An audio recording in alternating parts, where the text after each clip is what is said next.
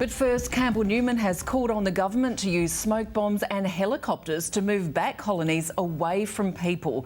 Governments are throwing $6 million into research, while owners of Dusty the kelpie, the first dog to contract the disease, are appealing to the government to let him live. But experts have more questions than answers. There's no question governments are worried as Hendra spreads to another species.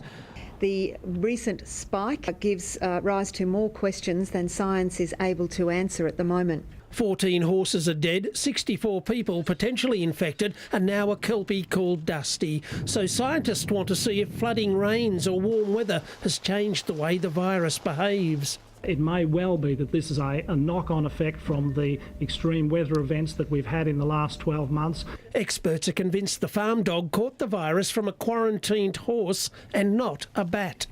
The chances of that happening from bat to dog would be very low. But possible. It's possible. Yes, it is possible. The RSPCA also reassured worried pet owners. If you've got healthy animals, I'm sure that there's no problem at this stage in time. But the spread of Hendra raises questions about Brisbane's annual show. Biosecurity Queensland has done a lot of work to make sure they've got plans in place if a horse should become unwell.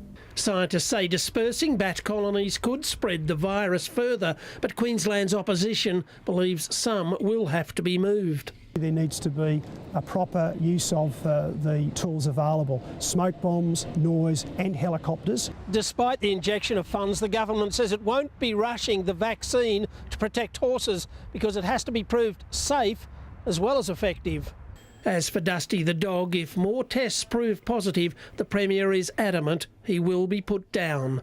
It could, for example, infect its brain, make it very aggressive and put humans at very, very high risk. Mark Sulo, 10 News. Campbell Newman joins us now live. Now, Mr Newman, if you were Premier, would you be killing bats? No, I would hope that we'd never have to do that, but we should be moving them on.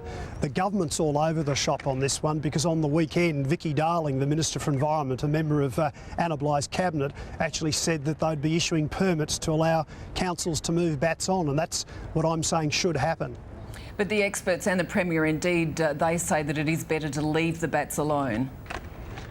Well, look, I've been to Barcaldine in recent days. I've seen thousands of bats living in trees on a resident's home. I've seen it in Charters Towers. I know that it's happening in Gayndah. There are people in towns across Queensland living within only a few metres of the droppings and the smell and the general commotion of the bats. And those people are terrified now, and the government needs to look after these people. They themselves on the weekend again said that they would support moving bats on.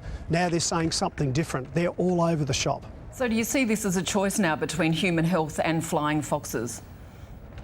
Look, I think that we should make sure that we respond carefully and sensitively. No one wants to see these wonderful native animals harmed, but I'm just saying that we should issue permits to move them on, and we should ultimately put human health before ultimately the welfare of the bats. And what about Dusty the dog? Do you think he should be put down?